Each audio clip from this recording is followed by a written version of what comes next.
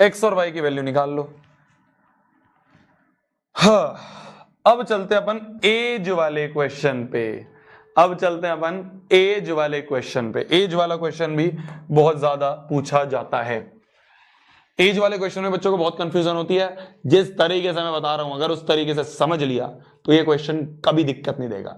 बस जो मैं तरीका बता रहा हूं उस तरीके से समझना, जो मैं तरीका बता रहा हूं उसी तरीके से समझना, बहुत आसानी से हो जाएंगे ऐसे क्वेश्चन है। ऐसे मैं 2 क्वेश्चन करवाऊंगा, अपने आप करोगे मेरे से भी पहले, बस वो तरीका समझ लेना जो मैं बता रहा हूं। देखो बोला जा रहा है present age of father is 3 year more than 3 time the age of his son 3 year later, hence 3 year later, hence the father age will be 10 year more than the twice of the age of the son, determine their present ages. नहीं समझ में आ रहा, कोई बात नहीं, question पढ़ना ही नहीं था, क्वेश्चन तो पढ़ना ही नहीं था, दिमाग खराब होगा।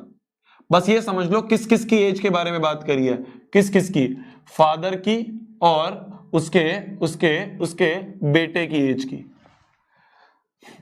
और हमें बताना है इनकी प्रेजेंट एजेस क्या हैं।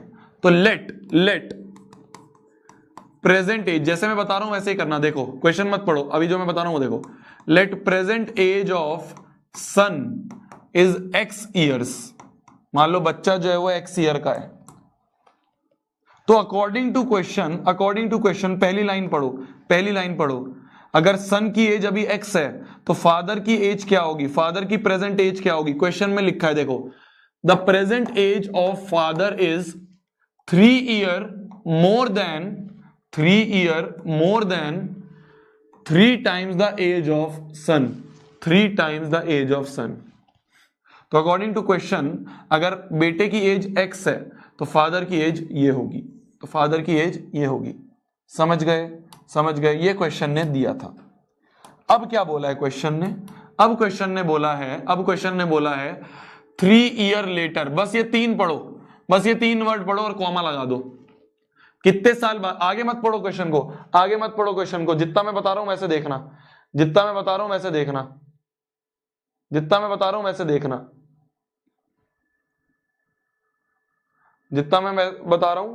वैसे देखना।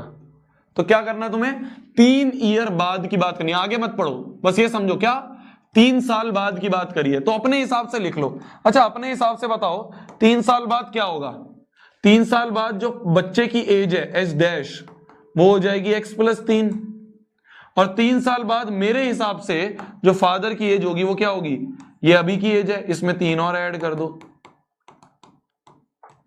भाई, ये अभी की एज है, इसमें 3 और ऐड कर दिया। तो मेरे हिसाब से 3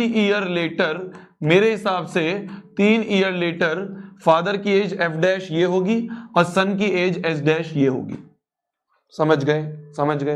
तो मैंने क्या करा क्वेश्चन को, मैंने ये करा कि सबसे पहले मैंने प्रेजेंट एज ऑफ बच्चा x मान लिया, पहली लाइन पढ़ी तो फादर की प्रेजेंट एज पता चल गई। फिर मैंने सिर्फ 3 वर्ड पढ़े, 3 ईयर लेटर। अच्छा 3 साल बाद की बात करी है, तो 3 साल बाद पहले अपने हिसाब से देख लो क्या होगा। 3 साल बाद मेरे हिसाब से क्या होगा, बच्चे की एज हो जाएगी x + 3 और फादर की एज हो जाएगी, जो प्रेजेंट एज है उसमें 3 ऐड हो जाएगा, जो प्रेजेंट एज है उसमें ये 3 ऐड हो जाएगा। तो ये हो गया मेरे हिसाब से। क्वेश्चन के हिसाब से क्या है, क्वेश्चन के हिसाब से 3 year later father age will be 10 more than twice the age of son. तो अकॉर्डिंग टू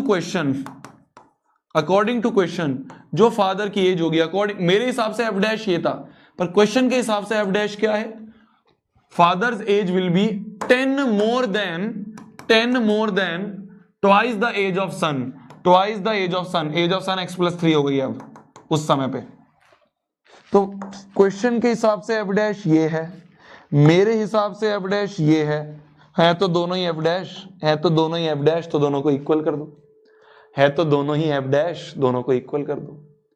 दोनों को इक्वल कर देते हैं। कैसे करेंगे भाई, LHS इक्वल है, RHS इक्वल कर दें तो 3 + 3x जो है ये इक्वल टू होगा 10 + 2 टाइम्स x + 3। तो देखो 3 + 3 हो गया 6 + 3x इक्वल टू हो जाएगा 10 + 2x + 2 3 6 से 6 गया, 2x माइनस ये 3x, ये माइनस 2x हो जाएगा इक्वल टू 10, तो x की वैल्यू आ गई 10। तो मतलब जो बच्चे की प्रेजेंट एज है वो क्या है, बच्चे की प्रेजेंट एज जो है वो 10 है। तो फादर की प्रेजेंट एज क्या होगी, 3 प्लस 3x, तो 3 प्लस 3 इंटू 10, 30 प्लस 3 33। तो फादर की प्रेजेंट एज ये होगी, यही हमसे पूछा है, determine their present edges, determine their present edges. तो सिंपल सा लॉजिक ये है, सिंपल सा लॉजिक ये है।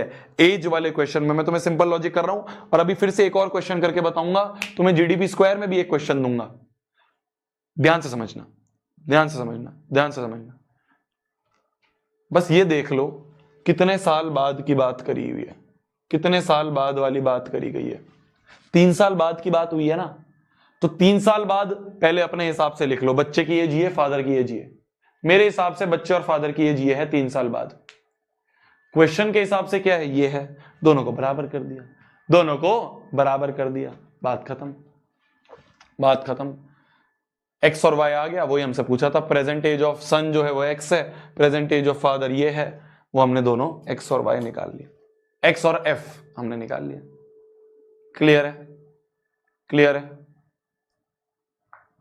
क्लियर है,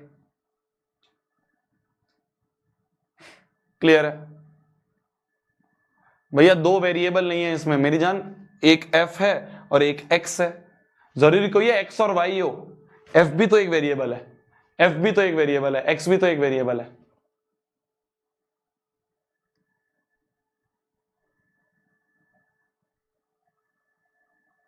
भाई f भी एक वेरिएबल है, x भी एक वेरिएबल है। तो मैंने क्या करा, मैं फिर से बताता हूं। अच्छा बच्चे कह रहे हैं एक बार और देखो।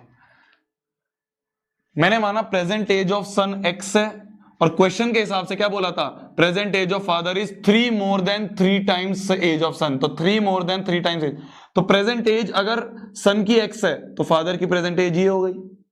फिर कितने साल बाद की बात करी गई है, 3 साल बाद की बात हुई है, 3 साल बाद की।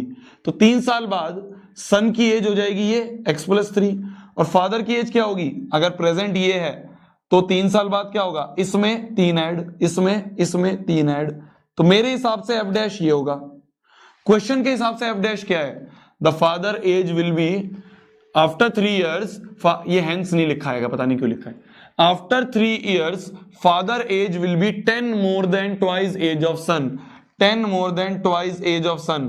तो एज ऑफ सन उस 3 साल बाद क्या है, x प्लस 3, तो twice of as of son. तो मेरे हिसाब से f डैश ये है, क्वेश्चन के हिसाब से f डैश ये है तो दोनों बराबर, दोनों को बराबर करा, x निकल गया, x को उठा के यहां पुट कर दिया, फादर की एज निकल गई, फादर की एज निकल गई। ठीक है।